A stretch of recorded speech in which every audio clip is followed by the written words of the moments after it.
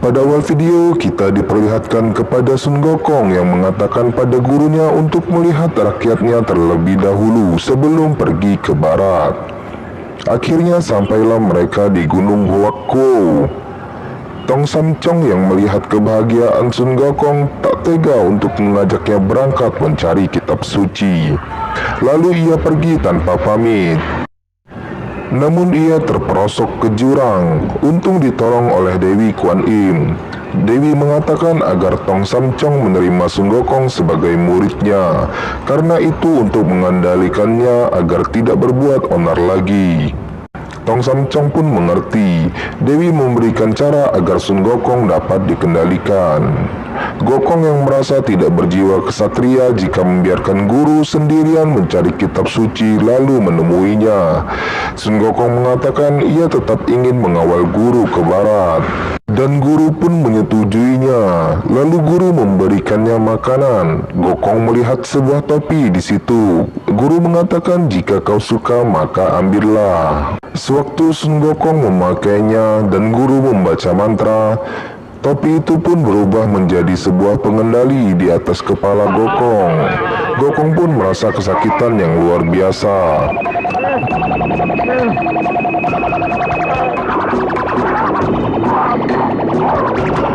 Guru menghentikan mantranya. Guru mengatakan tidak akan sembarangan membaca mantra ini jika Sun Gokong mau menurutinya ke barat. Gokong pun menyetujuinya. Mereka mulai berjalan. Lagi-lagi mereka berdebat karena cara jalan Sun Gokong yang tidak sopan. Gokong terus menjawab guru. Sun Gokong pun menurutinya setelah guru mengatakan akan membaca mantra. Lalu mereka pun melanjutkan perjalanan lagi. Sun Gokong mencium hawa siluman dan menangkapnya. Guru tidak percaya jika wanita itu adalah siluman. Gokong mengatakan pada guru jika siluman memakan dagingnya, maka ia akan terhindar dari perputaran reinkarnasi.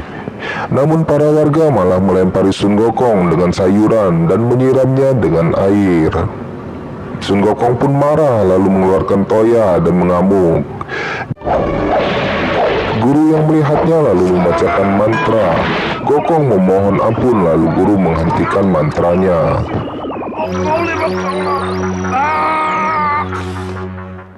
Mereka melanjutkan perjalanan. Guru melihat ada rumah yang besar dan ingin mampir.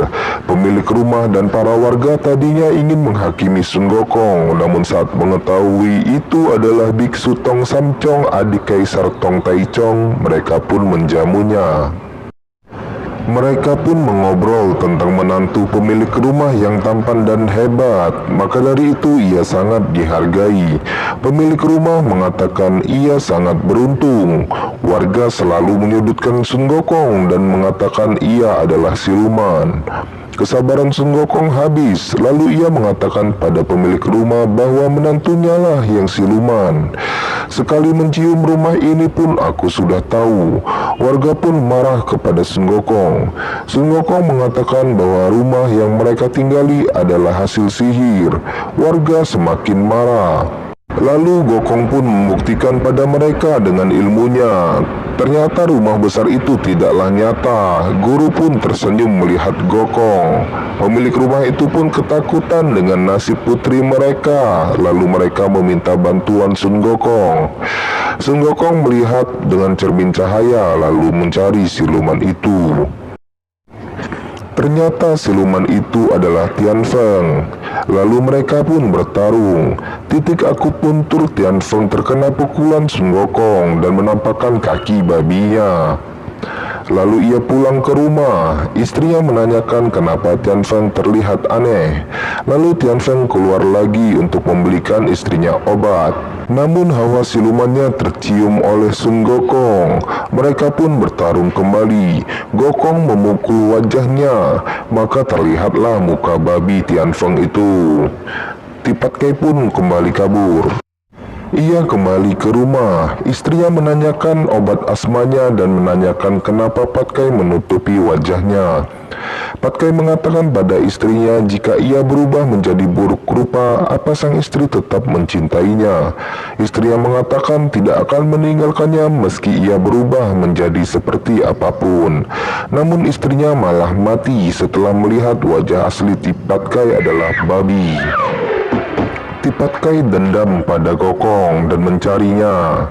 Mereka pun bertarung, Patkai pun kalah. Lalu Gokong membawanya kepada guru di alun-alun.